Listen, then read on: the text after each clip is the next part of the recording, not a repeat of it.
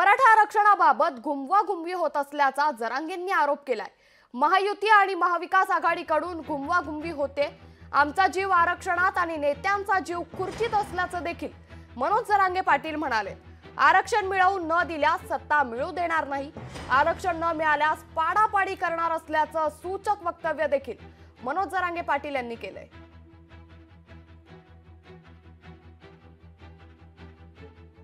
मी महायुतीबद्दल सांगतो आणि महाविकास आघाडीबद्दल सांगतो। हे नुसती घुमाघुमी आहे। द्यायचं आहे ना, काय लागत नाही हो। द्यायचं असल्यावर काही लागत नाही। आता दिलं, सर्वे समिती नसताना केंद्रीय मागासवर्ग आयोगाकडे काही बऱ्याचशा शिफारशी गेल्यात। मनात असल्यावर काही करता येतं। मराठ्यांना द्यायचं आहे का नाही हे ठरवायचं। उगाच काहीतरी सांगायचं आणि दिशाभूल करायची हे बरोबर नाही। मी पहिले उपोषणात सांगितलं होतं, बाबा मला माझ्या समाजात राजकारणात नाही जायचं, आम्हाला काय देणं घेणं, आमचं हक्काचं आरक्षण आम्हाला द्या। यांनी दिलं नाही तर आमच्या पुढं काय पर्याय गोरगरीब मराठ्या पुढं सांगा। आमचे लेकरं मरू द्यायचे मग बिना आरक्षणाचे आम्ही? मग आता आमचा जीव आरक्षणात आणि त्यांचा जीव खुर्चीत।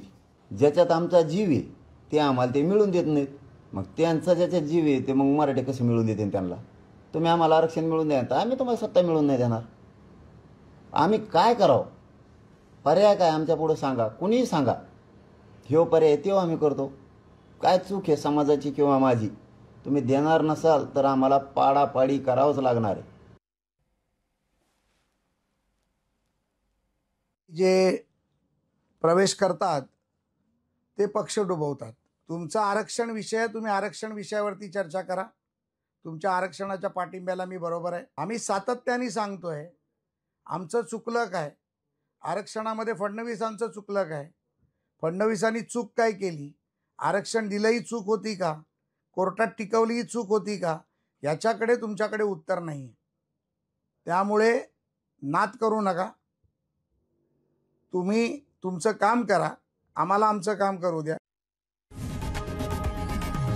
लोकशाही मराठी ऐका, पहा, जागरूक रहा।